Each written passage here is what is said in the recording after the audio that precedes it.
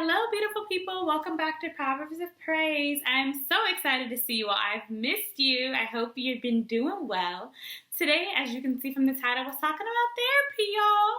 Therapy has been a really hot topic lately, in the best of ways, right? Being able to see people grow and develop and be healed, right, from therapy. And so today, I just want to share with you all a little bit about my experience with therapy as well as some things I've learned along the way.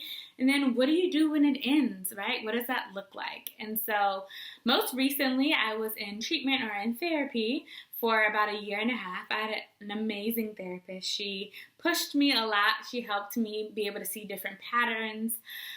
And prior to that, actually, I had a therapist for, I want to say, maybe 7 or so months. She was awesome as well. We did different work, right? I feel like I wasn't able to go as deep with her. I'm not sure if that was maybe the place that I was in, or maybe that was like her type or style of therapy, but she actually moved on to another place. And so I was like, do I want another therapist? Do I not? I don't feel like I'm really getting what I was looking for. And so I ended up getting a new therapist, and it was awesome. She was my girl. She would be like, giving me the eye. And she didn't have to say nothing. I was like, you know what, I know. So, love her. But anyhow, so yeah, I think, first of all, folks have different opinions about long-term therapy versus short-term therapy, right? And I think, honestly, it's about your goals, setting goals about what you want to accomplish. For some folks, therapy is like, for all of us, right? Just like when we're in the gym where it's a muscle, you're exercising that muscle. For some folks, there's more, they want to kind of continue to have that maintenance, right? And I think that's fine. For me, I definitely realized that I had luckily been able to work through a lot of things. There's always something more to work through, for sure. But I was just at that space where, one, my therapist felt like it was a good place where we had done a lot of things and met the goals that we had set out at the beginning. And then also internally, I started to feel like God was impressing on my heart that it's time, boo, for you to use all of these skills that you've learned and be able to grow beyond this space, right? So implementing all these things. You've done therapy, right? You have listened to all these podcasts. You watch all these videos. You do all of these things, reading these books. You've done all these things, but what are you going to do with that? For many of us, we have an overboard of information, right? There's like this influx of so much data, so many experiences, so many things, and we don't get actually an opportunity to pause, to be still, and then to figure out, what does that look like in my life? How can I apply this thing that I just learned on this podcast, right? Because then you're listening to 3 other ones and 2 other friends in the meantime. And so I was at a place where, one, how I knew I was ready to end therapy was I had completed my goals. My therapist thought it was a good place for us to pause. There wasn't a lot more communication or like things that I wanted to bring up or discuss. But also internally, I was at a place of peace, and I was ready to implement these things that may look a little bit different for you. But I think those are some good parameters of knowing when it's time to transition.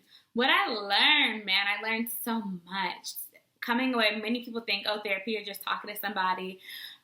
You're talking to them like, what is that going to solve? But I think it's so much more than that, right? You're learning tactics. For me, I can say that I learned tactics on how to deal with when I have these like tough things going on, right? I have tools now to be able to deal with how I intake those things. I recognize that I was definitely one of those people, all or nothing, right? So it had to be all of this or nothing at all. This like gray, this in the middle is uncomfortable, right? I like it to be black and white. I want to know that this is what it is. And so I learned how to kind of sit in that uncomfortability of the in-between and be okay with that everything doesn't have to be all of this or nothing at all. And recognizing the ebbs and flows of life. Sometimes for those of us who have been through some things, right, some traumatic things, sometimes to revisit that can be scary. Because we compartmentalize things and we feel like, okay, you know what, I'm going to keep this right here because if I keep it in the box, I don't have to deal with it because I've got all these other things that I'm dealing with right now. And so I think therapy allowed me to remember and to like really fully experience my strength, and not in a Black woman needs to be strong and do all these things, but also like, no, I'm strong enough to like go to that place and come out and still be okay. I might not be unscathed, right? I might have some little scrapes, but through the ebbs and flows of life that you need, everything is not going to be good all the time, and that is not the goal, right? And my goal in life is not for everything to be perfect and easy, but to know that when hard challenges do come, that I'm equipped to be able to handle those things. And mentally, like I have the mental strength and fortitude to really handle that. And I think most of all, I learned how to set this sacred time for a year and a half. Every Monday for 1 hour, I had this time that was for Taylin, for me. I had it. No one could schedule over that meeting time at work. You know, if I was visiting family, I would go to a quiet place and take my time. If best friends were in town, I would go to the car. Like, I made sure that I prioritized having that time. And it showed me, like, girl, you could do this. Not only can you, but you need to. This is something that my therapist and I talked about. What are you going to do with this time? And so it made me really think about, like, how am I prioritizing time and things for me? And so I've decided I love, like, art. And so in creating more art into, maybe it's not that exact time, but there's 1 hour in my week where I'm doing something for me. If it's a massage every month, like that's 1 month, that's 1 week out of the 4 weeks. So what else am I doing? Really prioritizing space for me. And so I've been trying to like hold true to that. I'm not perfect at it, but that is a reminder for me to like settle into myself and do something for Taylin. And I think it's normal to be a little nervous and scared about what is life going to look like. This person has been a confidant for you, has been consistently in your life for quite some time. What does it mean? How do you process things when you don't have a person to process them with, right? This safe space that you've created. And I was definitely nervous. There were some challenges since therapy has ended, some things that have happened where I'm like, ooh, that would be great to have my therapist here to talk this through with. But I've learned how to like trust myself, right? And trust my judgment.